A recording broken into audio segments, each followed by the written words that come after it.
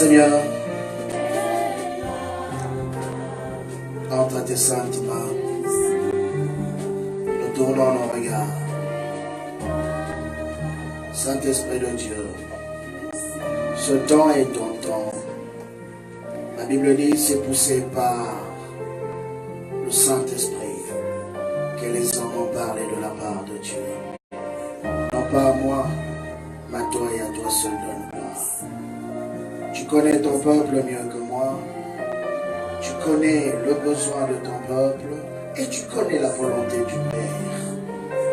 Que ce matin, la volonté du Père se révèle encore à nous. C'est ainsi que nous avons prié au nom puissant de Jésus. Nous disons tous Amen. Amen. Est-ce que tu peux acclamer le Seigneur?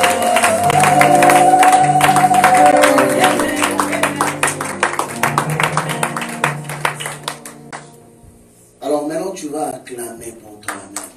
Attends. Je vais t'expliquer pourquoi tu vas acclamer pour toi-même. Vous avez vu dehors. Amen.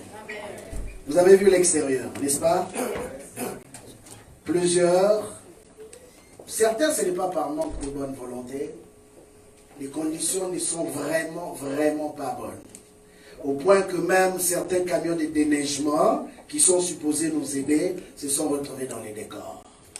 Mais toi, tu as pris la peine de sortir.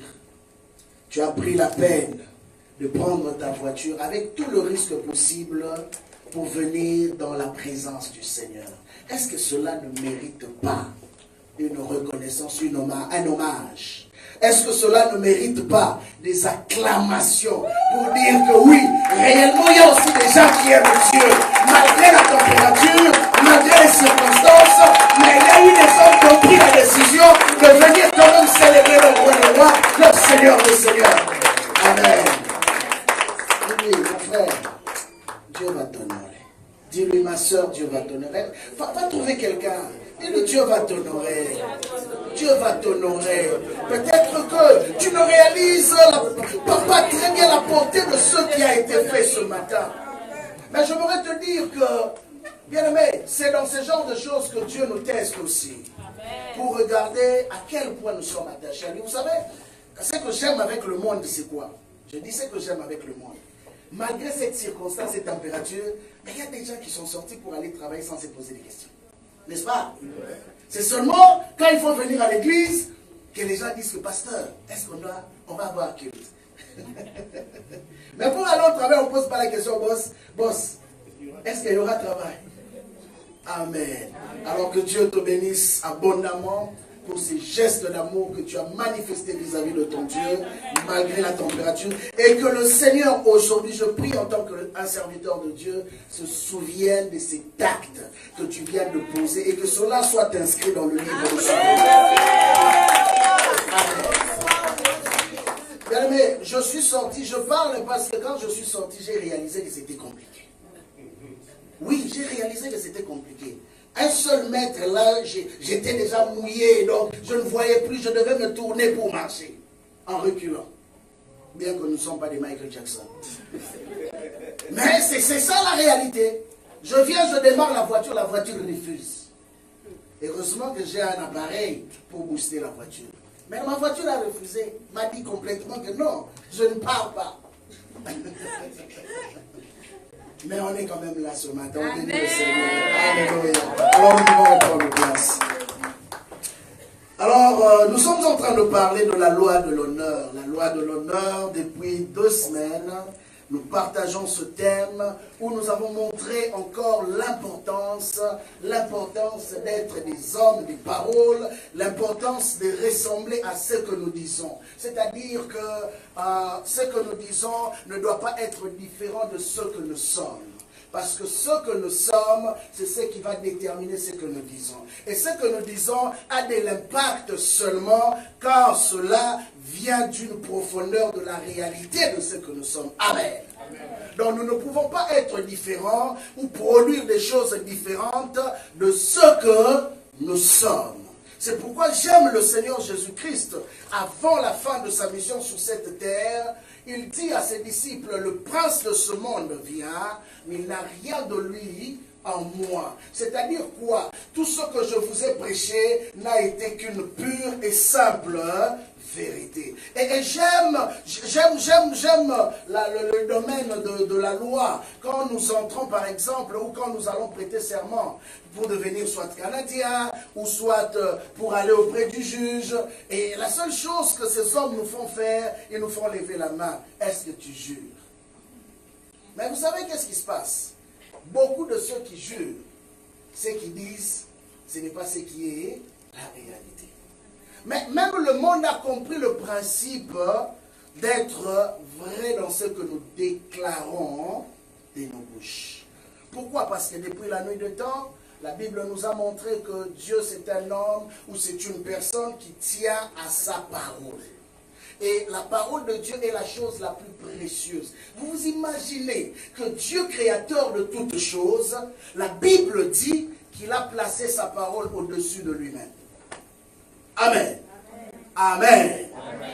Dieu a placé sa parole au-dessus de lui-même. Donc la seule chose, en d'autres termes, qui peut fléchir Dieu, même dans une décision, c'est la parole qu'il avait déjà prononcée avant.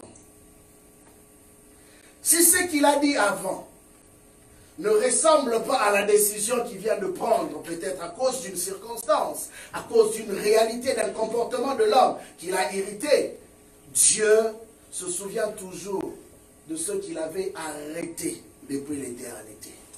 Voilà pourquoi des hommes qui ont compris Dieu, j'en ai partagé un tout petit peu ici vendredi, des hommes qui ont compris Dieu, à l'instar de Moïse, ils savaient aussi comment avoir Dieu par sa propre parole. Des hommes comme Ézéchias, ils savaient comment fléchir Dieu par sa propre parole. Dieu dit, tu vas mourir. Et l'homme revient vers Dieu, il dit, non Seigneur, souviens-toi que j'ai eu à faire telle chose pour toi. Et Dieu a regardé, oui c'est vrai, ce que tu dis est réellement vrai. Alors je change ma décision. Donc un homme qui connaît la volonté ou la parole de Dieu est capable d'emmener Dieu à changer sa décision. Et la Bible nous a montré qu'à Ninive, Dieu avait pris une décision ferme. Et cette décision était de détruire cette ville dans 3 jours. Mais qu'est-ce qui se passe? Le roi ayant appris cela, la Bible dit que le roi convoqua un jeûne. Non, c'était dans 40 jours. Et le roi convoqua un jeûne. Il dit à toute la population, même aux chiens, même aux animaux, même au bétail, il dit, personne ne mangera. Imaginez un chien, imaginez un agneau, imaginez un bœuf pendant 3 jours sans manger. Donc ils étaient contraints de jeûner. Même des femmes qui allaitaient devaient jeûner parce que la situation était grave.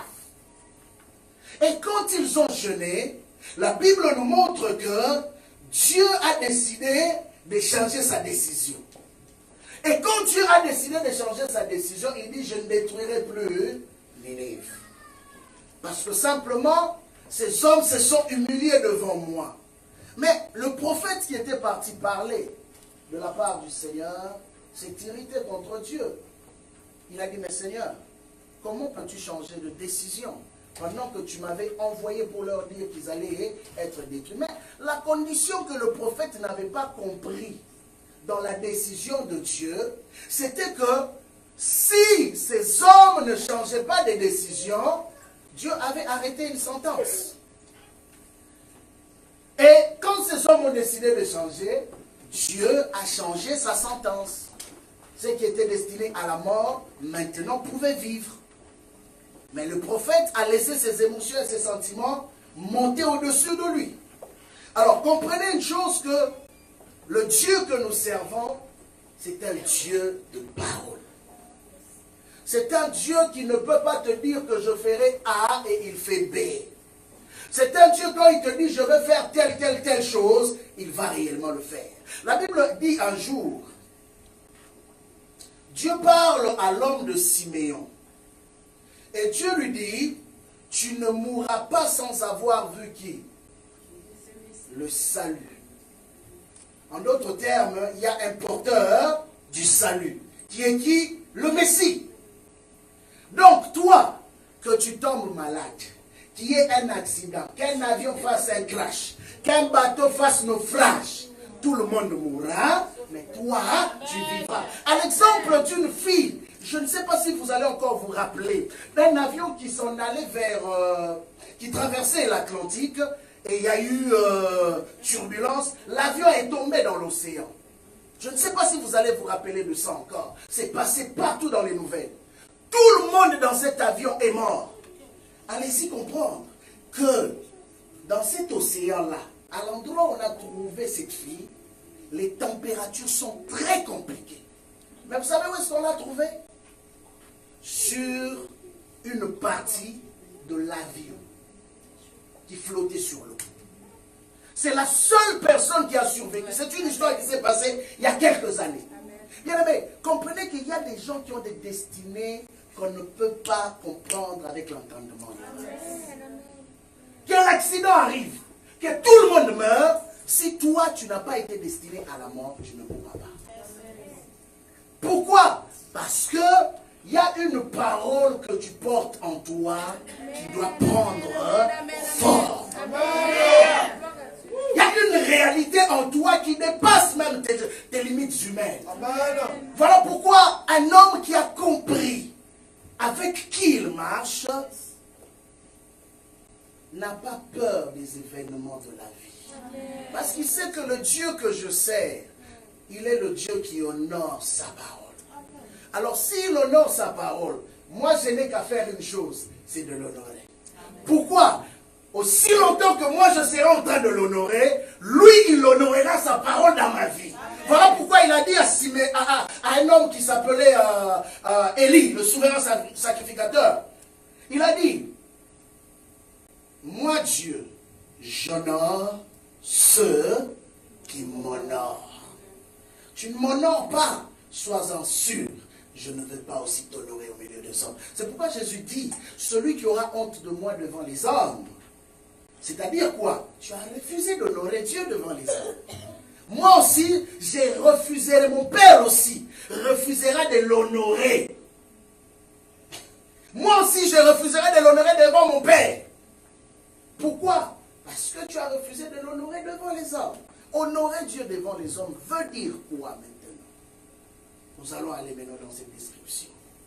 Honorer Dieu devant les hommes veut dire quoi? Nous allons d'abord aller dans quelques synonymes de ce mot honneur. Pour nous aider à comprendre que quand nous parlons de l'honneur, c'est dans un sens large de la réalité de ce mot, honneur. Et vous allez vous rappeler que quand Jean a été emmené au ciel, la Bible dit, il voit des 24 vieillards, il voit les 4 êtres vivants, il voit des myriades et des myriades d'anges qui étaient tous devant le trône de Dieu. Et certains étaient plus proches, certains étaient plus éloignés. Mais ils faisaient une seule chose. Les 24 vieillards jetaient leur couronne, se prosternaient.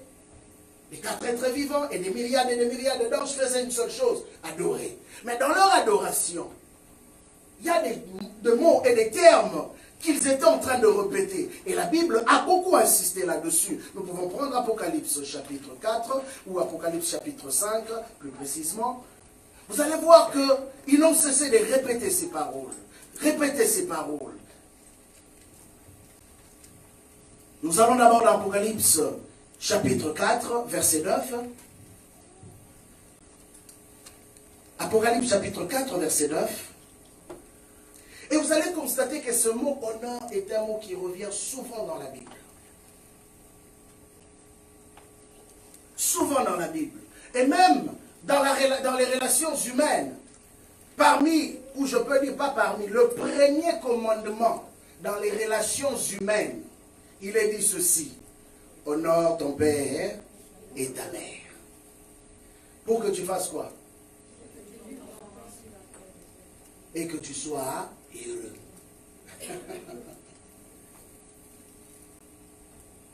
Et la Bible ajoute encore, c'est le seul commandement qui est attaché à une promesse. Le seul.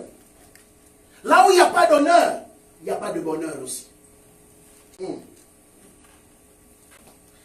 Et dans Apocalypse chapitre 4, verset 9, la Bible dit, et quand les êtres vivants rendons gloire, honneur et action de grâce à celui qui est assis sur le trône et à celui qui vit au siècle des siècles. Et rendons gloire, honneur. Ces êtres spirituels savent comment honorer leur Créateur. Et dans Apocalypse 5, 12, il est dit ceci. Les 4 anges, excusez-moi, il disait d'une voix forte. D'une voix forte. Pourquoi? Parce que toutes les créatures devaient entendre ce qu'ils étaient en train de proclamer de leur Créateur. Il disait d'une voix forte. L'agneau qui a été immolé est digne de recevoir 1. Puissance. 2. Richesse. 3. Sagesse. 4. Force. 5. 6. Et 7. Louange. Ou encore bénédiction. Louange.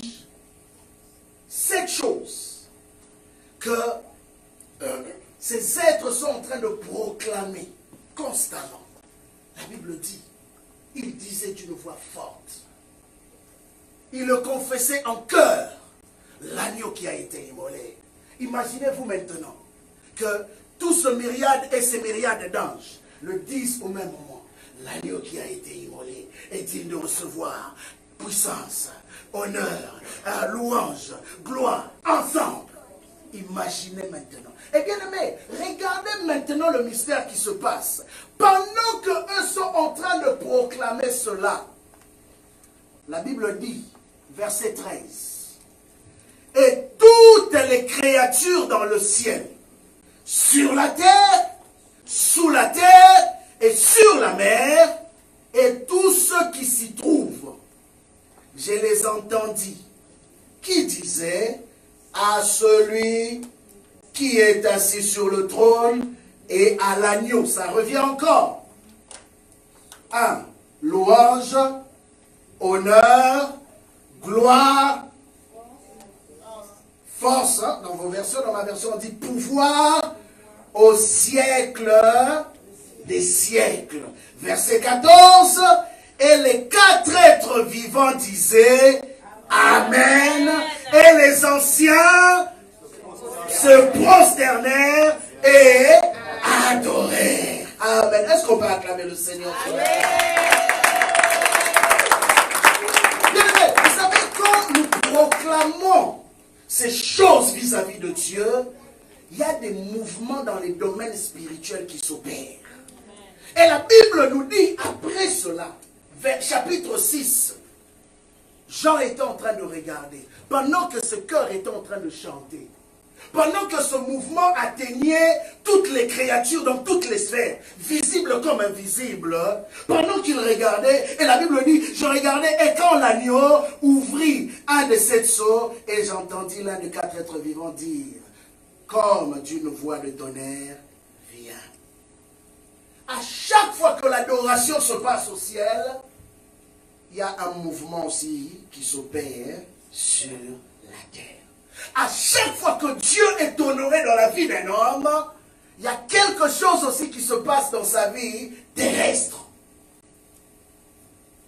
Eux, ils étaient en train d'adorer. Et pendant qu'ils adoraient, au fait, qu'est-ce qui s'est passé? J'aimerais bien l'expliquer un peu. Jésus visite Jean à l'île de Patmos. Il commence d'abord par se présenter dans sa divinité, parce que Jean le connaissait comme Jésus physique avec qui il a marché pendant 3 ans et demi. Et le Jésus qu'il avait vu à la montagne de la transfiguration. C'était tout. Après quoi, ils ont eu à faire l'expérience du Saint-Esprit. Après quoi, ils ont opéré dans le miracle. Ils ont vu des visitations angéliques. Mais, il y avait une dimension de Jésus que Jean ne connaissait pas. Amen. Amen. Il y avait une dimension de sa gloire que Jean ne connaissait pas. Voilà pourquoi, quand il se retrouve au ciel, bien aimé, je m'étais toujours posé la question. Moi, j'ai dit, ah, jamais toi aussi. Tu es devant Dieu, mais tu pleures. Avez-vous déjà vu ça? Mais Jean pleurait pourquoi? Parce qu'il y a une vérité qu'il ne connaissait pas. Quand l'ange a posé la question, qui est digne d'ouvrir le livre et de rompre le sceau? La Bible dit, que ce soit dans le ciel, sur la terre, sous la terre, personne ne fut trouvé capable de le faire. Personne. Et Jean a commencé à pleurer.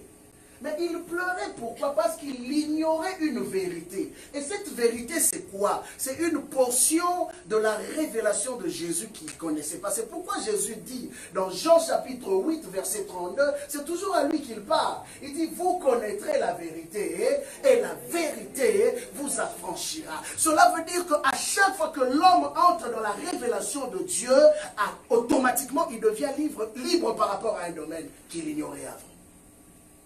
Et la Bible dit ici que Jean reçoit la révélation de Christ à l'île de Patmos. Jésus se révèle dans sa gloire. Et la Bible dit qu'il tomba comme mort. Jean n'était jamais auparavant tombé comme mort devant Jésus. Mais ce jour-là, la Bible dit qu'il tomba comme mort. Parce qu'il ne pouvait pas supporter la gloire qu'il venait de voir de Jésus. Et Jésus marchait au milieu de cet chandelier qui est le symbole de l'église, de cette église. Et Jésus a commencé à lui parler par l'entremise de son ange.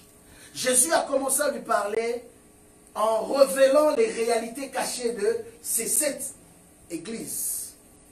Et Jean a reçu la révélation de l'église. Il a compris qu'est-ce qui se passait dans l'église. Bien aimé, vous savez, j'aimerais encore te dire une vérité ce matin. Dieu peut te faire la grâce de connaître ce qui se passe à l'église. Ok? Mais sans pour autant que tu puisses le connaître lui dans les profondeurs. Voilà pourquoi Jésus dit un jour, ce n'est pas tous ceux qui disent Seigneur, Seigneur, qui entreront au ciel. C'est-à-dire quoi? Le fait de dire Seigneur, Seigneur, cela ne veut pas dire qu'on honore Dieu. Jésus dit, ce peuple m'honore de lèvres. C'est-à-dire quoi? Devant les hommes, ils montrent qu'ils sont avec moi. Mais, quand moi je sonde leur cœur, je trouve qu'ils sont très, très éloignés de moi. L'honneur commence par le cœur. Amen. Parce que ce que Dieu pèse en nous, évalue et pose dans sa balance, c'est nos cœurs. C'est pourquoi nous avons commencé par le principe de l'amour. Quand la Bible dit, tu aimeras Dieu de tout ton cœur, ça commence par le cœur. Et on commence à honorer Dieu. C'est une décision personnelle que nous prenons. Que moi, ma vie est consacrée à Dieu. Bien aimé, personne ne t'a appelé ce matin. Vous savez, n'est-ce pas? C'est la vérité, non? Personne ne t'a appelé. Mais c'est une décision personnelle. Amen.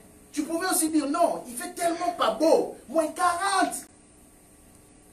Il y a le prophète qui aime toujours me taquiner s'il va voir cette vidéo. Il aime toujours me dire, ah pasteur, vous qui vivez au Canada, vous avez une onction particulière. Il dit, moi je n'ai pas reçu cette onction-là. Moins 40.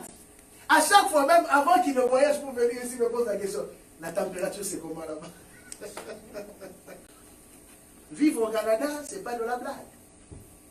Et j'ai un autre ami, lui me dit toujours, moi je viendrai quand votre hiver là va se terminer.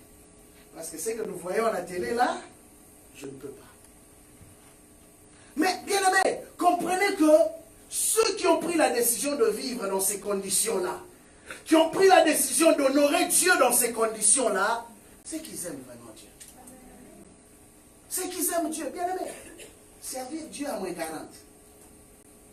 Hein? Tu dois connaître Dieu. Sincèrement. Tu dois connaître Dieu pour le faire. Tu dois aimer Dieu.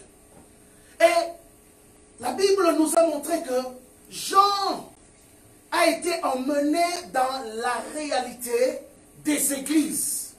Et il s'est rendu compte de ce qui s'est passé dans les églises.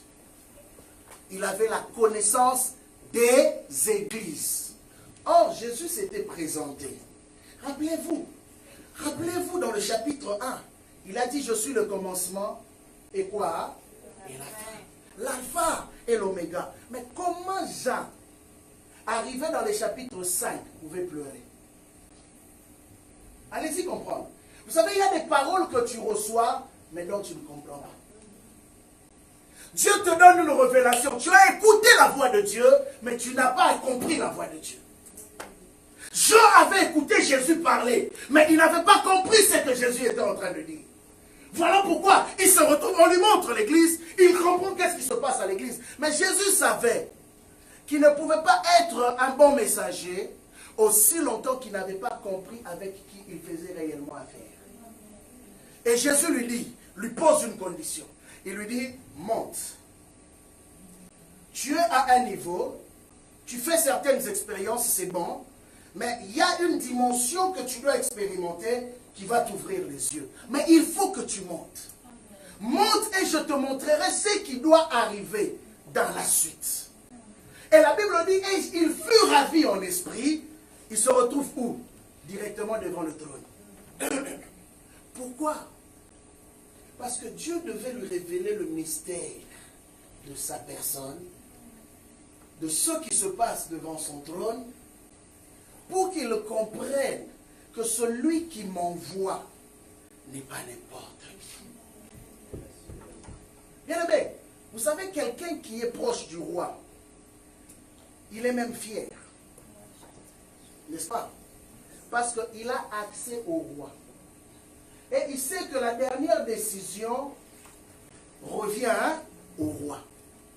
Aujourd'hui, dans nos pays démocrates, on a quand même réduit le pouvoir du roi. Mais dans les temps anciens, dans les temps bibliques et dans notre relation avec Dieu, nous savons que notre royaume est régi par la théocratie, non pas la démocratie. C'est ça la différence. Notre royaume est régi par la théocratie. La théocratie, c'est quoi? C'est la loi de Dieu qui prime sur tout. C'est ce que Dieu décide qui se fait. Ce n'est pas ce que nous voulons, ce n'est pas ce que les hommes ont décidé. Il y a un langage qui dit que la voix du peuple, c'est la voix de Dieu. Mais ce n'est pas dans la Bible. C'est les hommes qui ont créé cette histoire. La voix du peuple n'a jamais été la voix de Dieu. Amen. Amen. Cherche-moi ça, donne-moi un verset biblique de Genèse à Apocalypse qui dit que la voix du peuple, c'est la voix de Dieu. Le jour où tu me trouveras ces versets-là, je changerai ma façon de voir les choses. Mais tu comprendras que la voix du peuple, de Genèse à Apocalypse, n'a jamais été la voix de Dieu. Amen. Mais c'est la voix de Dieu qui devient la voix du peuple. Mais il peut arriver, exceptionnellement, que Dieu utilise la voix du peuple pour manifester sa volonté. Ok? Il peut arriver que Dieu prenne un désir qu'il dépose dans le cœur du peuple pour manifester ce qu'il veut faire. Mais en réalité, la voix du peuple n'a jamais été la voix de Dieu. Voilà pourquoi, à chaque fois, Israël se compromettait. Parce qu'il pensait que quand nous sommes nombreux à désirer quelque chose, c'est que Dieu aussi le veut. Mais ils ont toujours été choqués et surpris par le Seigneur. Ok, je ferme la parenthèse. Et la Bible dit que Jean monte dans la présence de Dieu. Et c'est là maintenant qu'il fait ces rencontres-là. Il découvre les 4 êtres vivants. Il ne savait pas qu'il y avait 4 êtres vivants. Un qui avait la forme, le corps d'un homme, la tête d'un homme, mais un qui avait le corps d'un homme, mais la tête. Au fait, ils étaient un peu, dans d'autres versions, on les appelle des bêtes. Mais dans Apocalypse, on les appelle les 4 êtres vivants. Ils étaient des créatures qui étaient transparentes, qui avaient des yeux partout. J'ai vu quelques dessins animés qui ont essayé de reproduire cela. Ou des créatures qui ont des yeux partout. La Bible nous montre que les 4 êtres vivants avaient des yeux partout, ils étaient transparents. On pouvait voir à l'intérieur d'eux. Un avait la tête d'un homme, un autre avait la tête d'un bœuf, un autre avait la tête d'un aigle en plein vol, comme celui qu'on a devant là. Un autre avait la tête d'un, j'ai dit bœuf, lion, homme, lion. Il y avait 4 têtes. Et c'était des créatures comme ça. Vous savez, quand je lis ce passage-là, j'ai dit, waouh, c'est comme dans un film fantastique. Les gens étaient en train de vivre ces réalités-là. Et dans la logique comme ça, humainement parlant, si Dieu n'était pas avec lui, j'allais fuir la salle. Je vous dis la vérité. Si Dieu n'était pas avec lui, il allait fuir. Mais comme Dieu voulait l'entraîner, comme Dieu voulait les préparer aux grandes choses, et c'était la dernière révélation dans les Écritures, pourquoi on a appelé le livre de l'Apocalypse, la vraie version on l'appelle le livre de la révélation. Et Dieu a montré à Jean ces créatures, il lui a montré les différentes formes d'anges, les séraphins, les chérubins, et tout ce que vous connaissez, il a vu des archanges, tout ce que vous connaissez, des milliards et des milliards d'anges qui ne pouvaient même pas expliquer. Et la Bible dit, tout ce que ces anges faisaient, les 24 vieillards, ils adoraient Dieu. Ils adoraient Dieu. Et plus ils adoraient Dieu, il y a des mystères, des révélations qui s'ouvraient. Parce que dans le livre qui était entre les mains de celui qui était assis sur le trône, il y avait des mystères qui devaient s'accomplir sur la terre. Mais regardez, avant que chaque mystère ne s'ouvre, il fallait qu'il y ait une adoration. Avant même que l'agneau puisse prendre le livre, il fallait que des êtres spirituels commencent à l'adorer. Et quand Jean a pleuré, Jean ignorait que cet agneau était capable de tout. Mais c'était un agneau pas comme les agneaux que nous connaissons. La Bible dit que cet agneau avait 10 corps. Cet agneau avait 7 yeux. Quand tu chantes agneau de Dieu, tu penses que c'est quoi? C'est l'agneau comme tu l'as avec 2 yeux. Non, non, non, non, non. C'est un agneau bizarre. La Bible dit qu'il avait 7 yeux. 7 yeux. Jean a vu un agneau avec 7 yeux, avec des corps. 10. Donc ce n'était pas un agneau qu'on a l'habitude de voir. Un agneau qui n'avait jamais vu de toute sa vie. Et c'est celui-là qui est venu prendre le livre. C'est celui aujourd'hui que nous adorons. C'est celui-là que nous appelons notre Sauveur, le Seigneur Jésus-Christ. Et la Bible nous montre qu'aucune créature à part lui n'avait le droit légal de venir prendre d'entre les mains de celui qui était assis sur le trône le livre. Et vous savez pourquoi? C'est là que nous tombons encore dans l'honneur.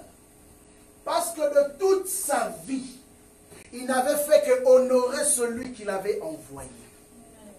Il a dit à ses disciples, pendant qu'ils se posaient la question, Jésus les a envoyés, il a dit, j'ai faim, il faut que je mange. Ils sont allés chercher la nourriture, ils reviennent comme ça, ils trouvent Jésus en train de parler avec la Samaritaine.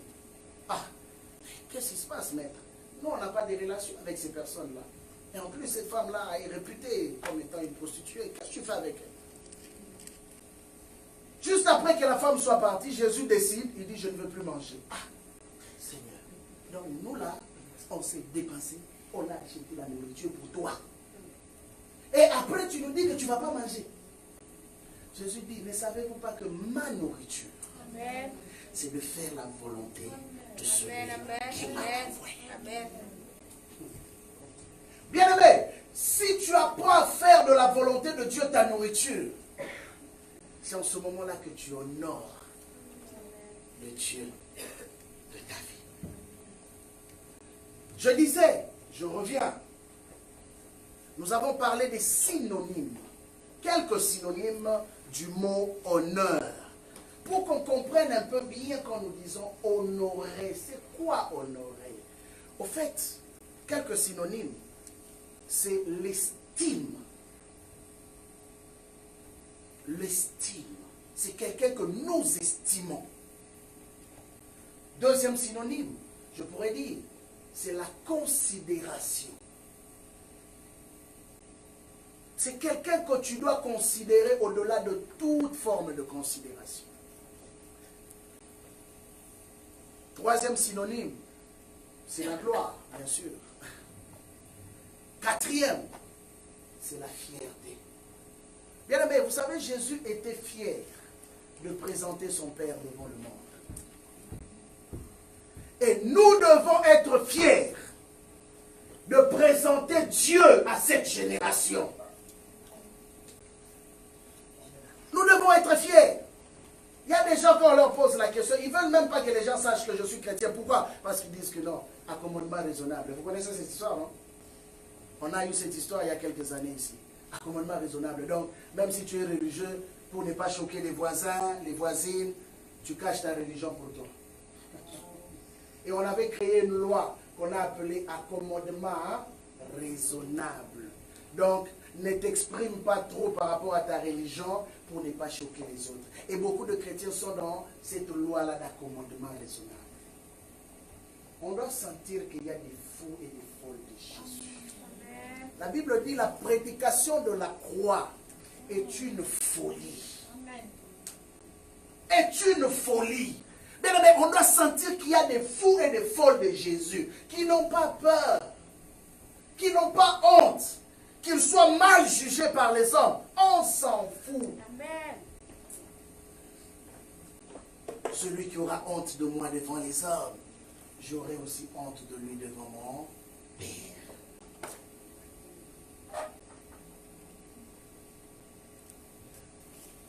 Autre synonyme, c'est quelqu'un à qui on rend un culte. L'honneur. Autre synonyme, c'est la dévotion. On est dévoué à cette personne. C'est quelqu'un à qui on rend hommage. Et quelqu'un que l'on considère comme étant digne. Voilà pourquoi la Bible dit qu'à l'agneau qui a été immolé, il est digne. Digne. Quand on dit que tu es digne, ça veut dire que tu le mérites vraiment. Et les anges ont compris que la seule personne qui était réellement digne de recevoir ces 7 choses que nous avons citées tantôt, c'était l'agneau. L'agneau. Car il a été le seul qui a payé le prix. Bien aimé, retiens cette phrase. Dieu honore ceux qui l'honorent. Tu veux vivre heureux, honore Dieu. De la même façon, je pourrais prendre cette parole qui dit que honore ton père et ta mère. Je pourrais te dire que cela aussi est directement lié à Dieu. Amen. Pour que tu vives longtemps, honore Dieu. Honore Dieu et tu vivras heureux. Honore Dieu et tu verras que beaucoup de tes problèmes trouveront des solutions. Honore Dieu et tu verras que tu n'auras même pas envie de crier. Et Dieu interviendra. La Bible dit, quand je me crie, loué soit l'Éternel, je suis délivré de tous mes ennemis. Écoutez, il dit loué soit l'Éternel. Il n'a pas dit, Seigneur, s'il te plaît, regarde mes ennemis m'entourent. S'il te plaît. Non, non, non, non, non, non, non, non, non. Il a dit, je te loue, Père éternel, pour tout ce que tu as fait dans ma vie. Mais les ennemis étaient autour de lui. C'est comme Jésus devant la tombe de Lazare. Il dit, Père, je te loue de ce que tu m'as déjà exaucé. Rien ne s'était encore passé. Rien ne s'était encore produit physiquement. Mais il était capable de reconnaître la capacité de Dieu dans une situation de mortalité.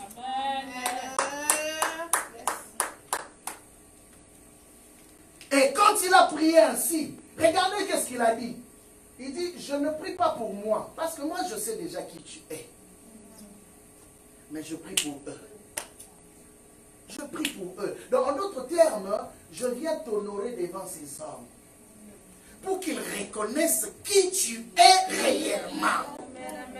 Et la Bible dit, quand il finit de déclarer, il dit, Lazare sort. Et Lazare est sorti. Mais vous savez l'histoire de Lazare, c'est quoi? La Bible dit qu'il était lié de la tête aux pieds.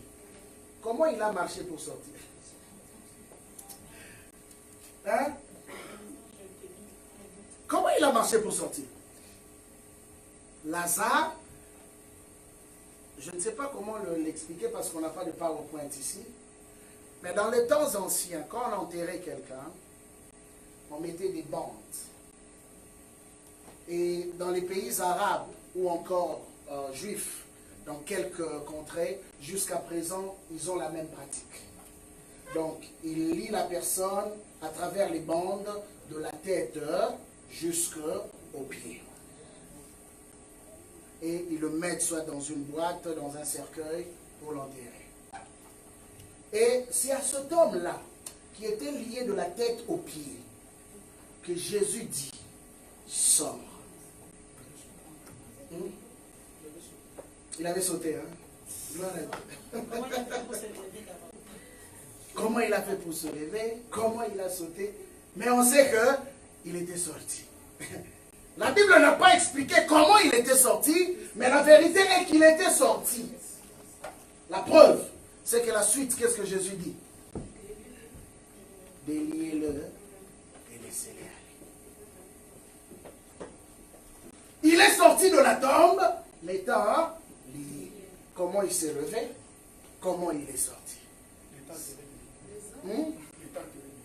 L'étant enterré debout. Ça peut être une vérité. Ça peut être une vérité. Mais la réalité est que la Bible dit qu'il y avait une pierre.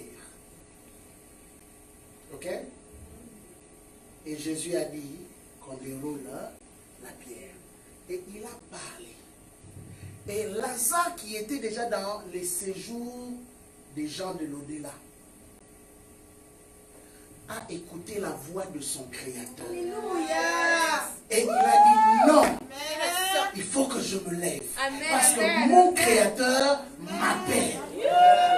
Et la Bible dit qu'il est sorti. Et c'est ce qui se passe, bien-aimés.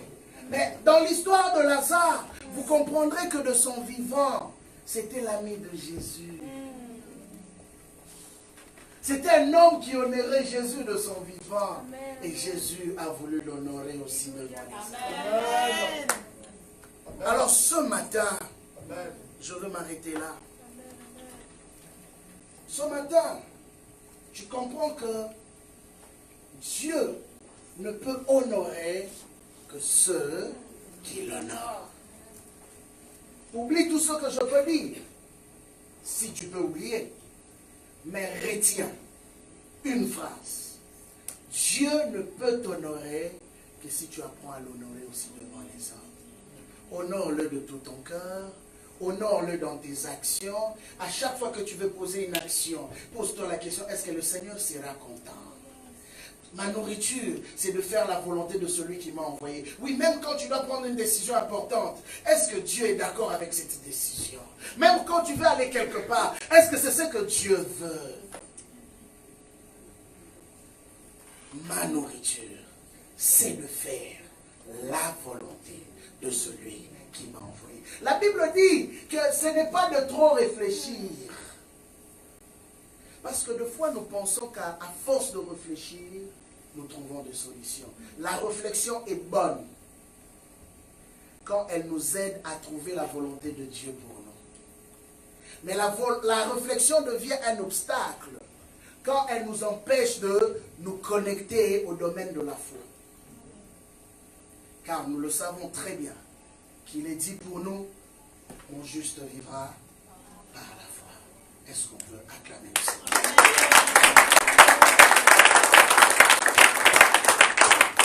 On va simplement prier ce matin. Tu vas dire à Dieu, Seigneur, que ta volonté soit ma nourriture. Que ta volonté soit ma nourriture.